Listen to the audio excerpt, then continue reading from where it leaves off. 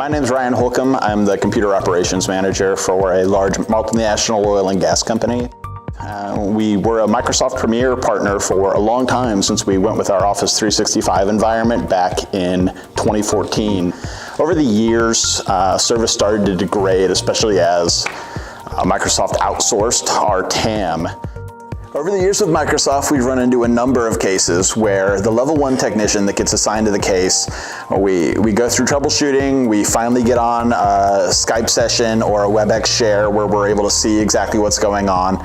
They reach a point that they can no longer troubleshoot, it's outside their skills, and they need to escalate internally.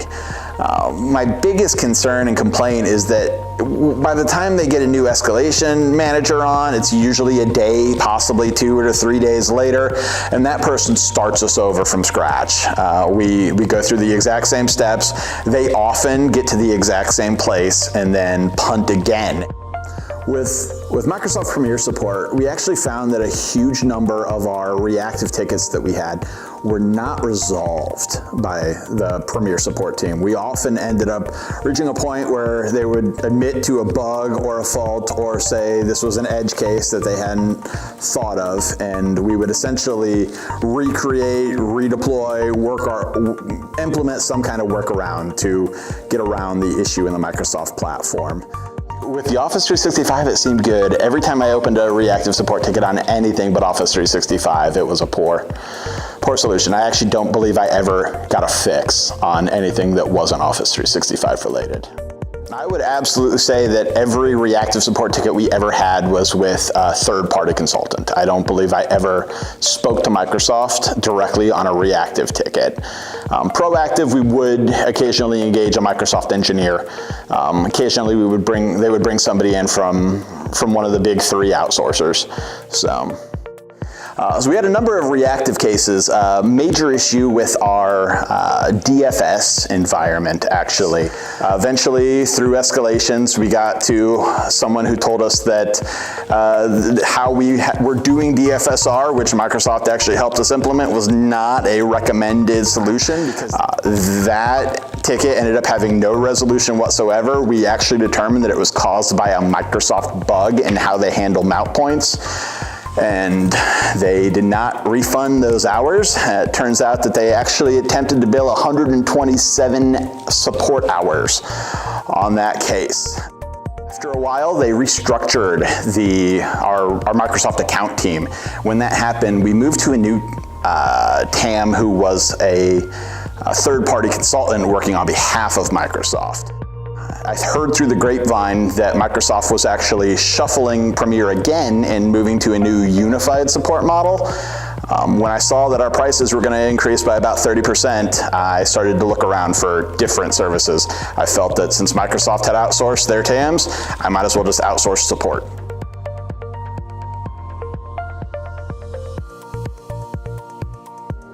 Absolutely did not expect to leave the Microsoft ecosystem. I had been, a Microsoft user for a very long time. I always felt like there was no one else out there supporting Microsoft.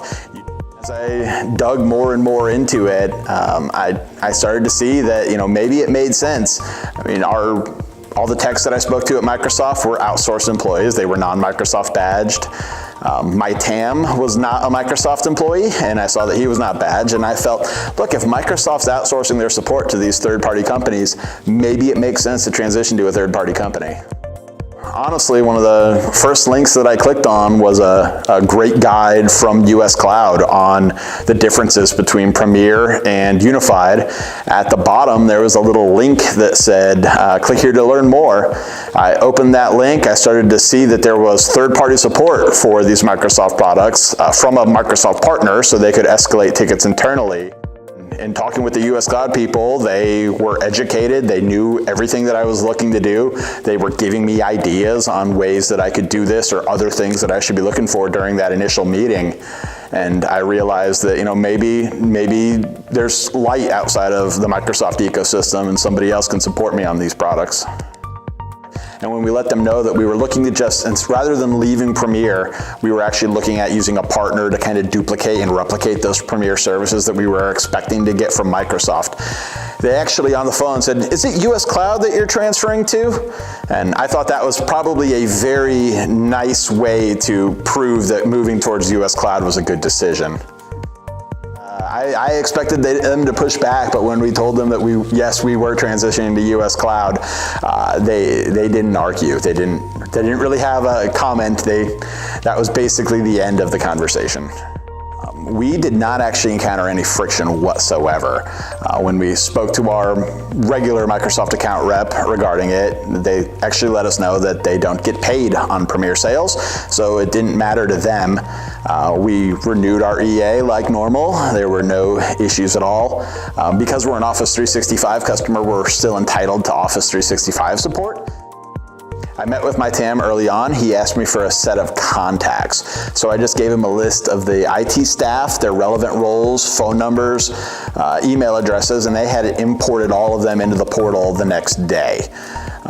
During this transition, we actually ran into a little bit of a billing issue while we were waiting on a check to get cut that we had to open up a Microsoft support ticket. US Cloud was nice enough to work pro bono. They hadn't been paid yet on that first ticket, and that really gave us reassurances that this was a partner to lean on in the future. Thinking back on it, the choice to go with US Cloud was a no-brainer, and I put a lot more effort into trying to stay with Microsoft than I probably should have.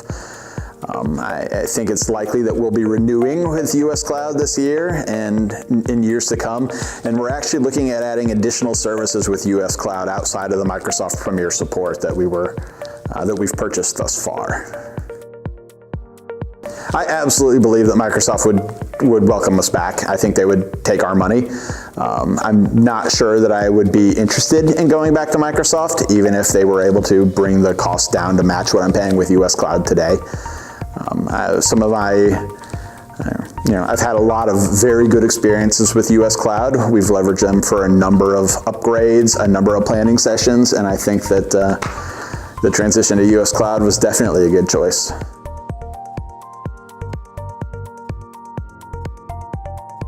It never felt like I had a great relationship with Microsoft.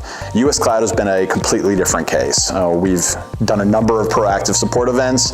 I've actually brought US Cloud in on some SQL architecture planning that was outside of a reactive support ticket. This was purely, pie in the sky dreaming of what an environment would look like, and they were able to give me some great knowledge that we're using to migrate away from a legacy iSeries.